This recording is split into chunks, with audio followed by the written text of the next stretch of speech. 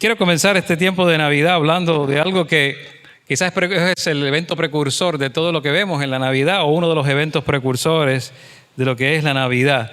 En tiempo de Adviento, en tiempo que ya estamos preparándonos para celebrar precisamente el nacimiento de Jesús, mirar en la Escritura tal vez algo de lo que ocurrió antes, algo de lo que ocurrió miles de años antes, inclusive antes del nacimiento de Jesús, pero que nos habla precisamente de ese Mesías prometido y que nos habla de ese Salvador que necesitamos y que llegó al mundo y que está con nosotros y por nosotros. Eso es lo que significa precisamente Emmanuel, Dios con nosotros. El tiempo de Navidad y la época de Navidad no es otra cosa que Jesús con nosotros y por nosotros. Y en esta tarde quiero que miremos algo que ocurrió mucho antes en el Antiguo Testamento, donde nos dice la Biblia que Abraham recibió una promesa en particular, muy importante. Abraham recibió una promesa en particular que iba a ser una bendición no solo para su tiempo, no solo para la nación de Israel en el pasado, sino para nosotros también hoy día. Y nos dice Génesis capítulo 12, versículos 1 al 3, pero Jehová había dicho a Abraham: vete de tu tierra y de tu parentela y de la casa de tu padre a la tierra que te mostraré. Bendeciré a los que te bendijeren y a los que te maldijeren maldeciré. Y serán benditas en ti todas las familias de la tierra. Serán benditas en ti todas las familias de la tierra. Y eso tiene una gran bendición que se extiende hasta nosotros, que se extiende hasta nuestro tiempo y que nos brinda esperanza también. Y miramos entonces quizás algo que es muy grande, porque miramos a Abraham en un contexto donde él quizás no se sentía capaz de hacer nada de lo que Dios le iba a mostrar que iba a hacer. Quizás cada vez que nosotros, y los que viajan mucho, ¿no?, los que salen de viaje mucho, cuando saben que van a salir de su casa, que van de viaje y se van a quedar un tiempo considerable fuera de la casa, lo más seguro es que tenemos el hábito de guardar en lugares que consideramos bien seguros aquellas cosas a las que consideramos de valor. Si tienes algo de valor, lo vas a guardar en un lugar seguro. No lo vas a poner en un lugar que sea fácil encontrarlo. Quizás no tengas una caja fuerte, como yo no tengo ninguna, pero hemos encontrado ciertos lugares que nos parecen más seguros, menos accesibles a los ladrones que tenemos identificados. Entonces, no vas a guardarlo en una caja de cartón o en un lugar visible, algo que es importante para ti, sino cosas que son valiosas las vas a guardar en lugares seguros. Y todo el mundo lo hace. Ponemos el dinero, ponemos quizá objetos valiosos en lugares que no sea fácil que alguien los robe. Las empresas transportan también sus valores en camiones blindados, se construyen bóvedas de alta seguridad para evitar que se pierdan las cosas valiosas. Y algunos tendrán su caja fuerte en la casa, si tienen bastante, ¿verdad?, dinero. Porque aquello que consideramos muy valioso lo ponemos en lugares muy seguros. Entonces ahora vemos algo aquí, algo diferente que Dios hace. Dice la Biblia en 2 Corintios 4, 7 al 10, ¿verdad?, algo diferente, algo a lo que nosotros quizás hacemos, lo que no haríamos nosotros tal vez. Tú no pondrías tu tesoro en una bolsa de plástico transparente donde se ve, o en cualquier lugar. Y Pablo está diciendo algo distinto que ocurre con respecto al tesoro del Evangelio. Dice en este pasaje: pero tenemos este tesoro en vasos de barro, para que se vea que tan sublime poder viene de Dios y no de nosotros. Nos vemos atribulados en todo, pero no abatidos, perplejos, pero no desesperados, perseguidos, pero no abandonados, derribados, pero no destruidos. Donde quiera que vamos, siempre llevamos en nuestro cuerpo la muerte de Jesús, para que también su vida se manifieste en nuestro cuerpo. Entonces lo que vemos en este pasaje es cómo Dios hace algo distinto con un tesoro tan valioso que es el Evangelio. Dios se complace en mostrar su gloria y su gracia a través de usar vasos de barro, lo más frágil, lo más vulnerable que te puedes imaginar, para guardar y preservar el tesoro del Evangelio del reino de Jesucristo, lo más valioso, en vasos de barro.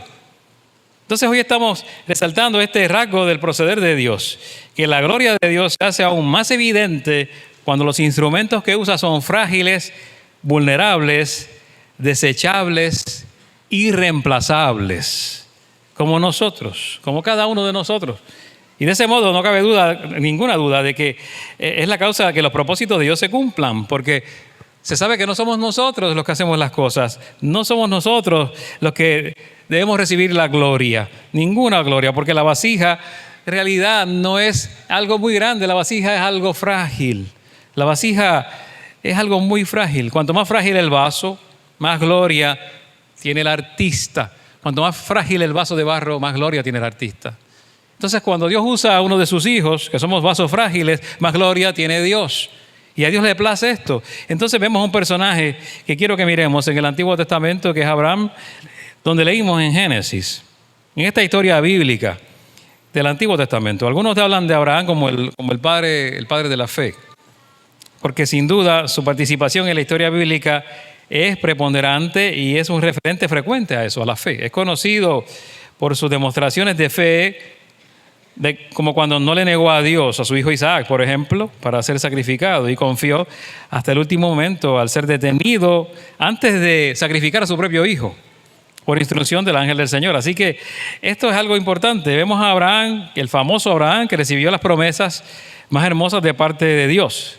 Y lo vimos en Génesis 12, 1 al 3. Esta promesa de que haría una gran nación, que le iba a bendecir, que haría famoso su nombre, que sería una bendición y que iba a bendecir los que él bendijera y a maldecir los que él maldijera, era una gran bendición. Y Dios le promete a Abraham una tierra, le promete una gran descendencia, una gran nación. Todo esto es bendición. Esa bendición llegaría a toda la tierra a través de Abraham. ¿Y cómo sería esto entonces? Porque esto suena demasiado espectacular para un hombre como Abraham. No sé si te imaginas que te dijeran algo así a ti, que a través de ti iba a ser bendecida toda la tierra. ¿Te imaginas, verdad, cuando te prometen cosas tan valiosas? ¿Qué más él podría pedir? Una tierra, una gran descendencia, una bendición que no solo se queda contigo, sino que es un legado que llega a todas las familias de la tierra. Y Dios a lo largo de la vida de Abraham no solo le dijo esto una vez, sino que se lo repitió y se lo repitió en varias ocasiones y eventos, diferentes momentos. Porque aunque fue una promesa firme, el inicio de su cumplimiento tardó muchos años en llegar. Y Abraham, ¿verdad? Vemos en la palabra, ¿verdad? Vio quizá el inicio de ese cumplimiento. Después que él falleció, él vio el inicio de ese gran cumplimiento de bendecir toda una gran nación y hacer una gran nación. Pero Dios recalcó su promesa en muchas ocasiones. Cuando le dijo en el Antiguo Testamento, Abraham, levanta la vista desde el lugar donde estás y mira hacia el norte y hacia el sur, hacia el este y el oeste. Yo te daré a ti, a tu descendencia para siempre, toda la tierra que abarca tu mirada. Multiplicaré tu descendencia como el polvo de la tierra. Esa era la promesa que él recibió. Luego le dice, mira hacia el cielo y cuenta las estrellas, a ver si puedes. Así de numerosa será tu descendencia. Y más adelante le dice, tú serás el padre de una multitud de naciones. Ya no te llamarás Abraham, sino que de ahora en adelante tu nombre será Abraham, porque te he convertido como padre, o confirmado como padre de una multitud de naciones. Te haré tan fecundo que de ti saldrán reyes y naciones. A ti y a tu descendencia les daré en posesión perpetua toda la tierra de Canaán, donde ahora andan peregrinando, y yo seré su Dios. Y lo que ves en la Escritura y lo que vemos es que Dios estaba ya cumpliendo, decidido a cumplir su promesa a Abraham. Se lo dijo varias veces. No fue como nosotros, que a veces le prometemos algo a la gente, a nuestros hijos tal vez, con la esperanza de que se les olvide. A veces le prometemos algo y como decimos, ojalá y se le olvide, porque yo no sé si lo puedo cumplir. Y si ellos no lo traen a colación, no lo volvemos a mencionar. Eso es muy humano, muy de nosotros. Pero aquí tenemos a un Dios que cumple siempre, siempre sus promesas, a nuestro Dios del pacto. Y los pactos siempre se cumplen. Así que es el Dios que lo que Él dice es seguro, no falla. Ahora bien, hay un pequeño problema con todo esto, y el problema es que es Abraham. El problema es Abraham, no Dios. Abraham era el problema aquí. Era el limitado. Él era el que estaba limitado. El problema era que Abraham, en realidad, esta gran promesa había sido depositada en manos de este hombre frágil, vulnerable, falible, endeble. Alguien que era como un vaso de barro. Alguien pequeño. Para empezar, Abraham tenía un trasfondo cultural pagano. Su trasfondo no era, ¿verdad?, el mejor. Él venía de la región de Ur de los Caldeos. Parece ser que es llamado del paganismo para adorar al Dios único y verdadero, sacado del paganismo. A mi parecer no sería la persona más idónea, yo creo que no, para entregar una promesa tan especial, pero el Dios de gracia mira a la gente de otra forma. Nosotros no miramos a la gente con la misma gracia de Dios. Dios lo mira con una gracia mayor. Su gracia lo mueve a llamar a Abraham, aunque no era la persona, ¿verdad?, más idónea, aunque no era la persona más inesperada.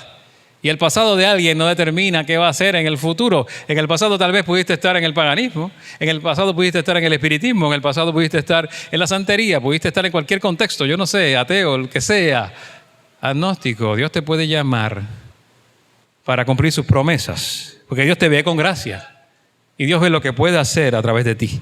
Te puede llamar de la incredulidad a la credulidad, de la incredulidad a la fe, a que tenga fe como Abraham, a realmente ser como él. Ahora, para grabar las cosas, si miramos a Abraham, la Escritura nos aclara desde el principio en Génesis que Sarai, la esposa de Abraham, era una mujer estéril.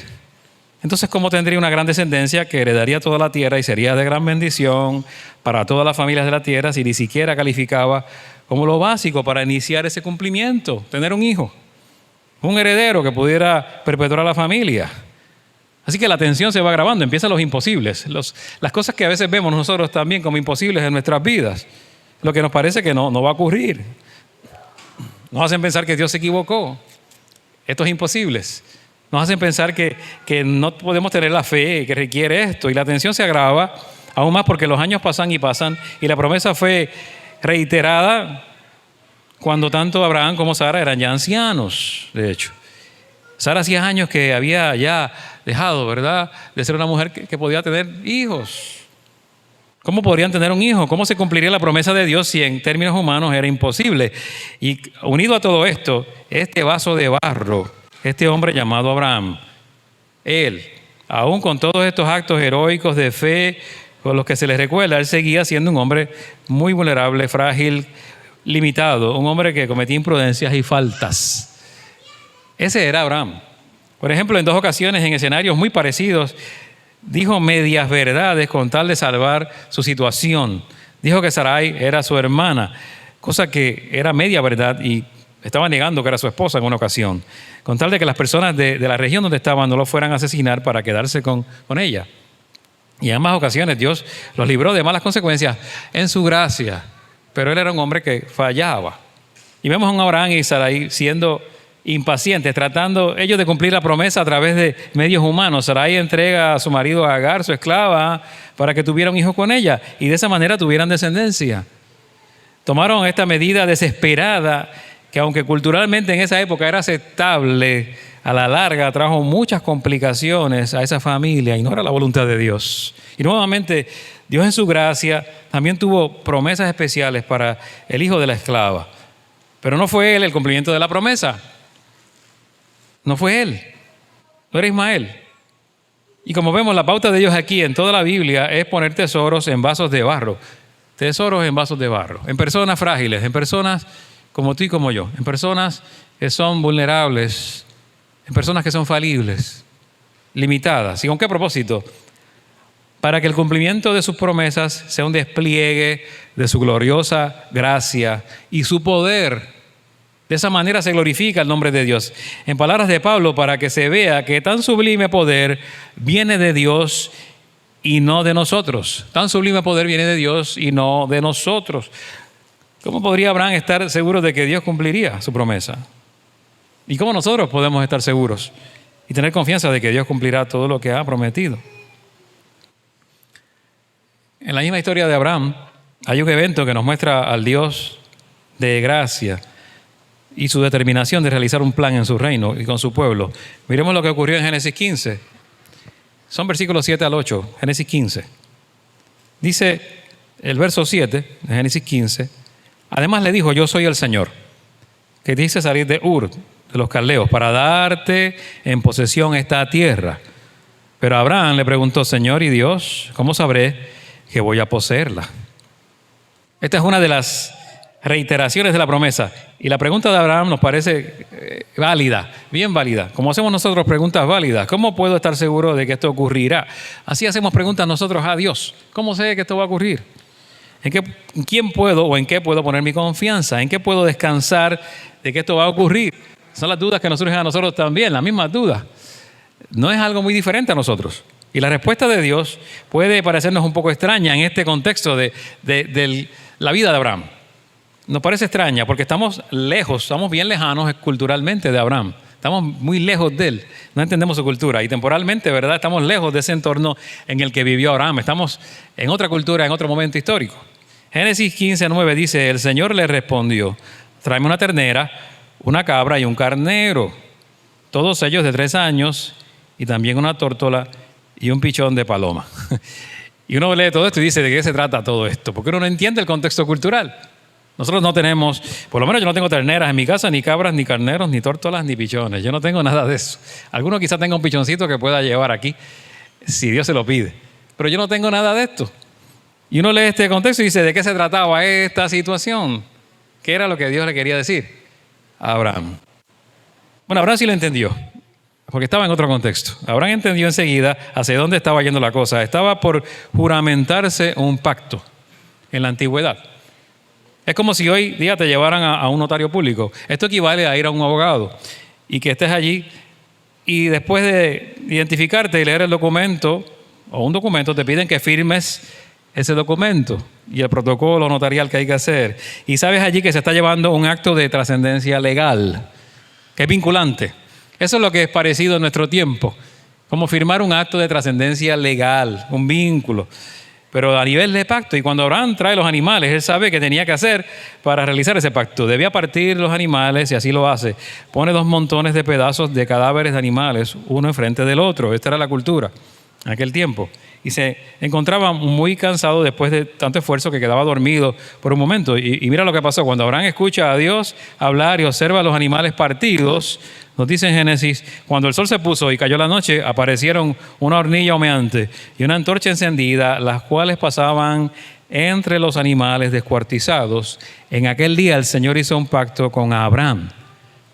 Se acababa de sellar un pacto. Y quizá para nosotros todo esto es bien extraño.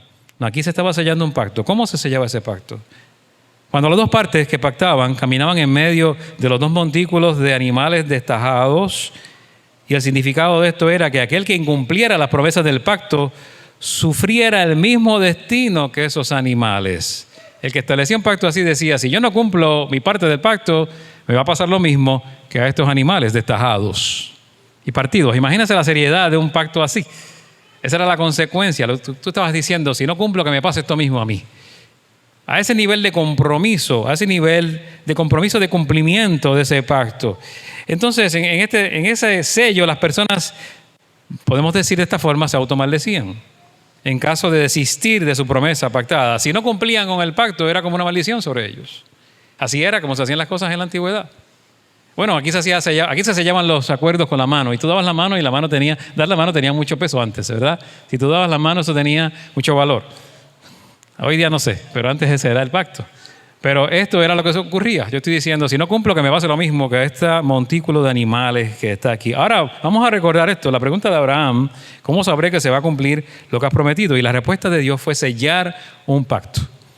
Y notemos bien que aunque las 2 partes pactuales debían pasar en medio de los animales, solo una de las partes atravesó y selló el pacto, que es Dios.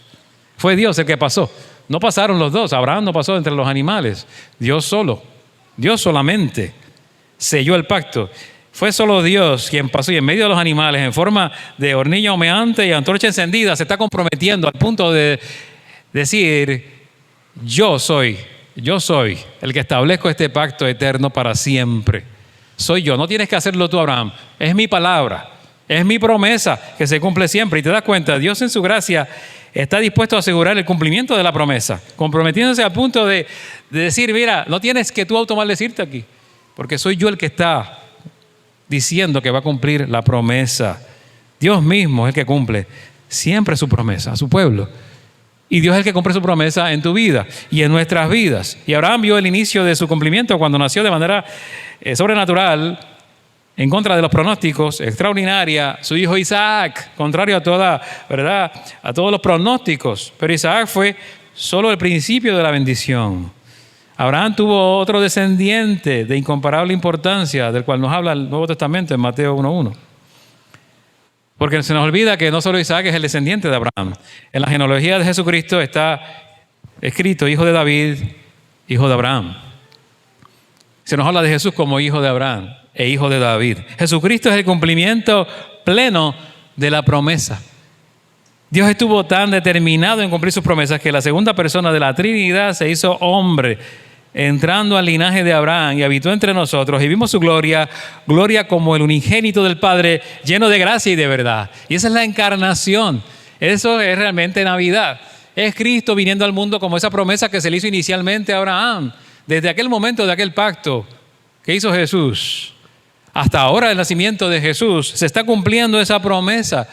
Y viene entonces, esa persona de la Trinidad se encarna, toma un vaso frágil también, cuerpo humano, toma vaso frágil para llegar al mundo y morir por nuestros pecados. Se identifica con nuestra maldad, con nuestro dolor, con nuestra situación, con nuestra maldad en todo el sentido de la palabra y nuestras tinieblas para traer luz. Luz al mundo, para traer luz a nuestras vidas, para darnos vida y vida en abundancia, para hacer toda la obra de salvación. Y eso comenzó con Abraham. Entonces, mira lo que dice la Biblia acerca de Dios. Y siendo Dios, hablando de Jesús, no se aferró a eso, sino que se hizo hombre y se entregó por nosotros en la cruz para pagar el precio de nuestra reconciliación, y resucitó al tercer día para ser el Señor. Ascendió al cielo y desde ahí vendrá a juzgar a vivos y muertos. Y delante de él se doblará, ¿qué?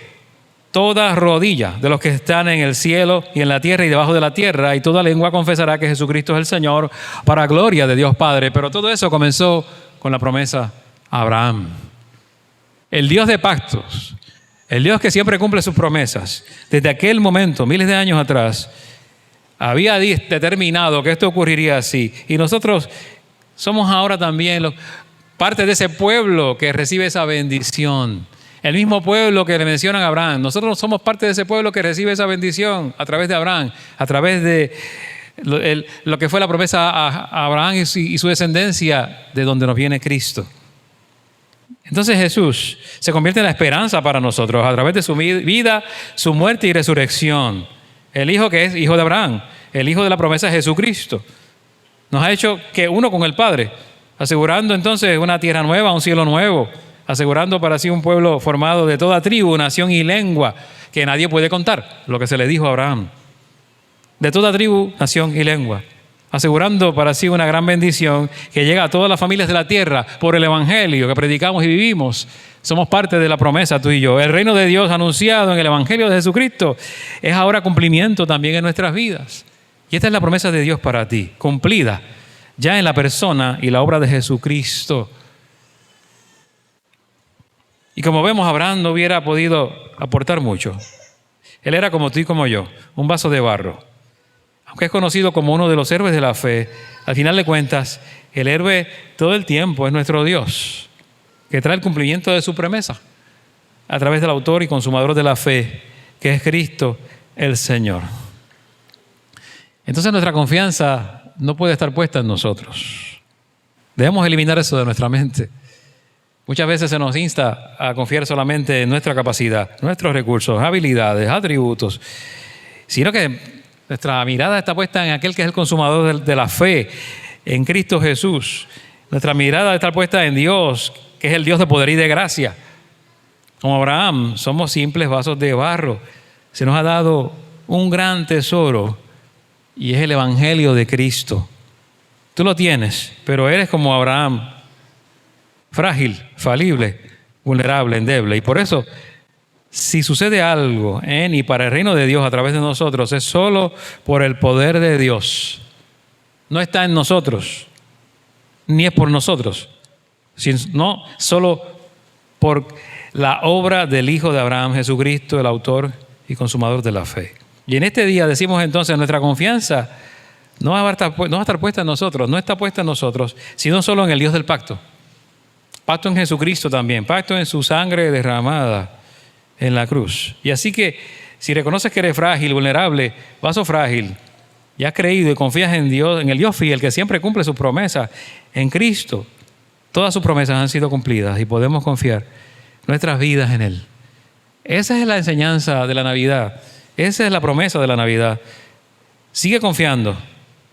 Sigue adelante como Abraham. Sigue confiando en Dios. No importa si no tienes todos los detalles, no importa si las circunstancias no son las más favorables, como en el caso de Abraham. No importa si los pronósticos son que no vas a poder hacerlo. No importa si la gente piensa que no lo puedes hacer. Sigue confiando. Sigue confiando en el Señor. Sigue adelante, no te impacientes y no te desesperes, porque tu vida está segura en las manos de Dios, en el Dios del pacto, con quien estás unido por la obra de Jesucristo, quien te ha sellado con la obra del Espíritu Santo para el día de la redención. Y mientras llega ese día, entonces, vives no en tus fuerzas, sino en Dios, no en tus recursos, sino en los recursos de Dios. Y vives cada día no para tu gloria, sino para la gloria de Dios. Si hay algo que tú piensas que no puedes hacer, y Dios te ha dicho que lo hagas, entonces solo necesitas hacer como Abraham, creer en el Dios del pacto. El Dios que establece el pacto y su promesa siempre se cumple. Confía en Él. No te impacientes, camina con Él y ten fe, como el padre de la fe, Abraham. Y te invito a orar en esta tarde. Vamos al Padre y oramos. En el nombre de nuestro Señor Jesucristo oramos. Dios bueno, te damos gracias porque tú eres Dios de pacto, Dios de misericordia, Dios de gracia. Tú nos ves como nadie nos ve. Tú ves lo que puedes hacer en nuestras vidas, como vasos frágiles que somos, y que somos vulnerables, y que somos falibles y endebles. Nos ves también con gracia y con amor. Y quieres que participemos de tu plan, y quieres que de alguna forma seamos usados para la expansión de tu reino, que estemos involucrados en la proclamación del Evangelio, en esta bendición de poder llevar esta palabra que salva a otros, Señor, que viene desde ese tiempo, desde el tiempo de tu siervo Abraham en el Antiguo Testamento, para que esa promesa continúe siendo una verdad para otras personas, para muchos que no te conocen. Permite, Señor, que podamos confiar en lo que tú puedes hacer y no solamente en lo que nosotros podemos hacer, y no solo en nuestra capacidad, sino en lo que tú nos permites y nos das poder para hacer en tu nombre y hacerlo para tu gloria. Que en tiempo de Navidad no se nos olvide la promesa que recibimos, que se cumplió en Jesucristo y que ya es esperanza viva para nosotros, que nos da esperanza de vida eterna, que nos permite en esta hora seguir caminando confiando, firmes en la fe, en el nombre de nuestro Señor Jesucristo, en quien oramos, dándote gracias, pidiendo que bendigas a cada persona aquí, a cada hermano, a cada hermana, Padre, que bendiga sus vidas y que tu gloria se manifieste en sus hogares y en sus familias, en sus vidas en este tiempo, en esta época de Adviento, mientras meditamos en lo que significa el nacimiento de Jesús y lo que implica la llegada del Salvador. En el nombre de Jesús, en quien oramos. Amén y amén.